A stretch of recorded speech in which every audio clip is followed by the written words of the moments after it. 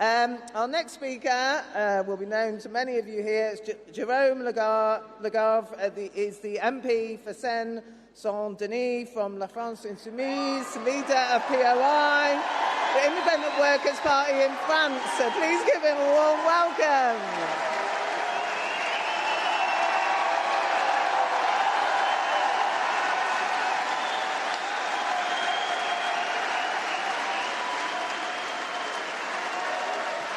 Well, dear comrades and friends, it's a great honor for me to speak here today at Westminster Central Hall before thousands of people. Special thanks to the British comrades who organized this splendid conference. I am very pleased to be here with my colleagues and comrades from La France Insoumise.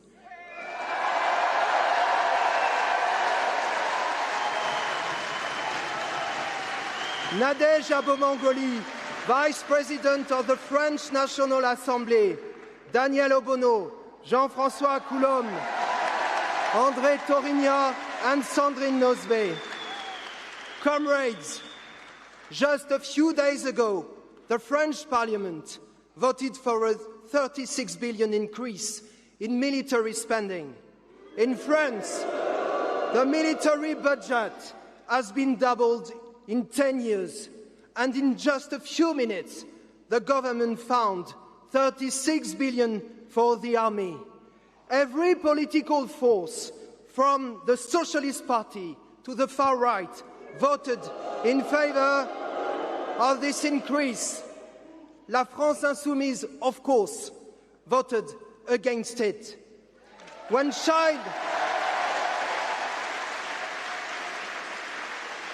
child welfare organizations ask for the 3 billion missing from child protection and social care budgets, the government tells us there is no money. In a country where 10 million people are living in poverty, the government has decided to cut 6 billion from hospitals, social security and education. But in a few minutes, they find 36 billion for the army and for war. And the French government is doing exactly the same as Starmer in Britain, Merz in Germany and Meloni in Italy. 3 days ago, French President Macron welcomed,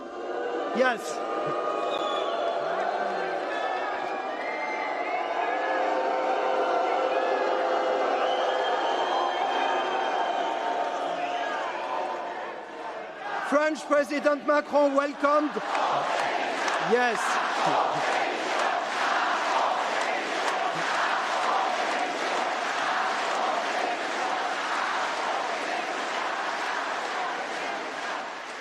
Yes, it's what people want in France. Exactly.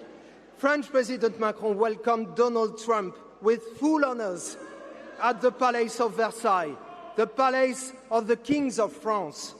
He welcomed the man who bears primary responsibility for the continuation of the genocide against the Palestinian people, the man responsible for the war against Iran, the man who kidnapped Maduro and who today threatens Cuba.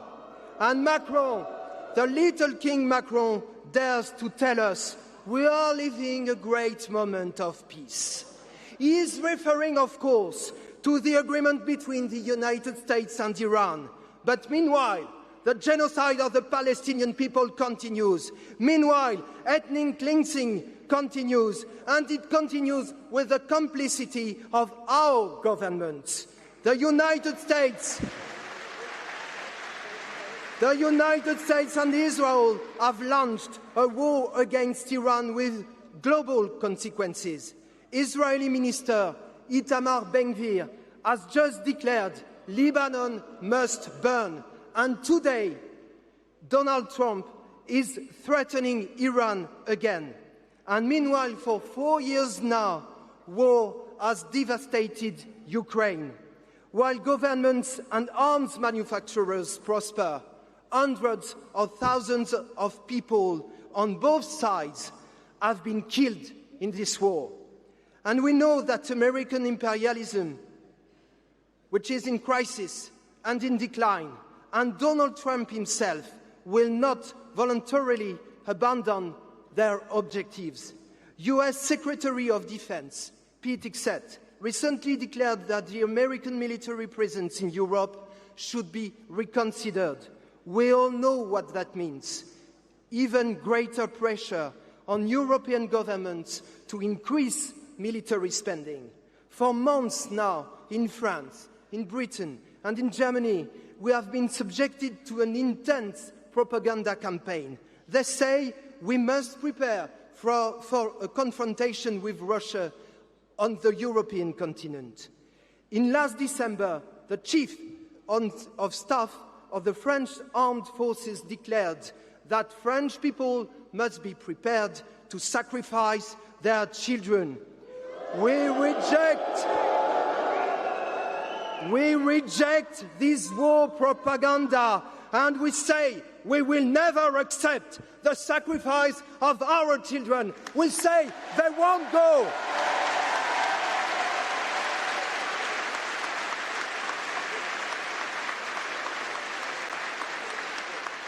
Our governments are spending money to prolong wars and to expand wars. And I say this clearly, for people in France, for workers, for young people in France, in my country, the main danger, the principal danger is our government. And for example, in this moment, it is multiplying racist measures, passing laws that divide people along racial lines. It feeds racism and Islamophobia, and it feeds the growth of the far right. Yes, the revolutionary Karl Liebknecht was right when he said the main enemy is in our own country.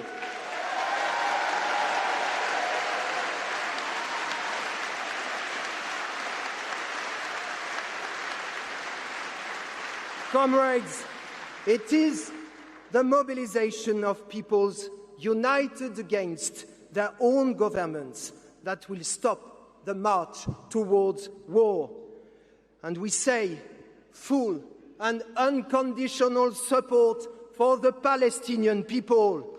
We say full and unconditional support for Russian deserters. And we say full and unconditional support for Ukrainian deserters.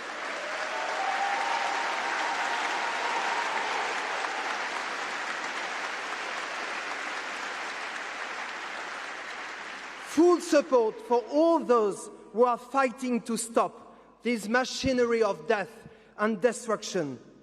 I saw what dock workers have done to prevent weapons from being shipped to Israel. I saw the strike by young people in Germany against conscription. I heard what young people in my own country said. We will not go. Comrades, they show us the way forward.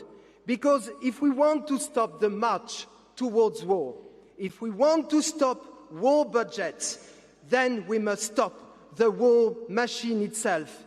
And in this struggle, the responsibility of the trade union movement is enormous. There are a lot of unionists in this room, and it is very important.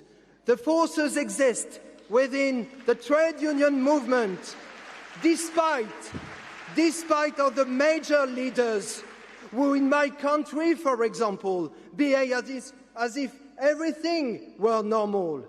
The powerful mobilizations against the genocide of the Palestinian people demonstrate that people, and especially young people, don't want war.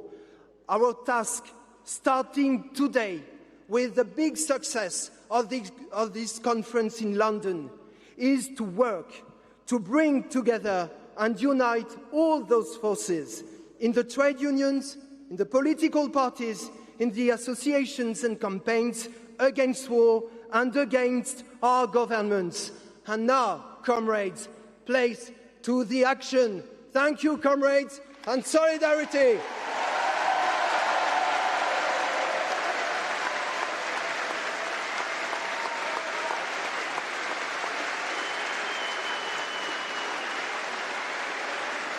Thank you, Jérôme, and thank you to all the comrades from France here today who are building such a magnificent movement against imperialism and war.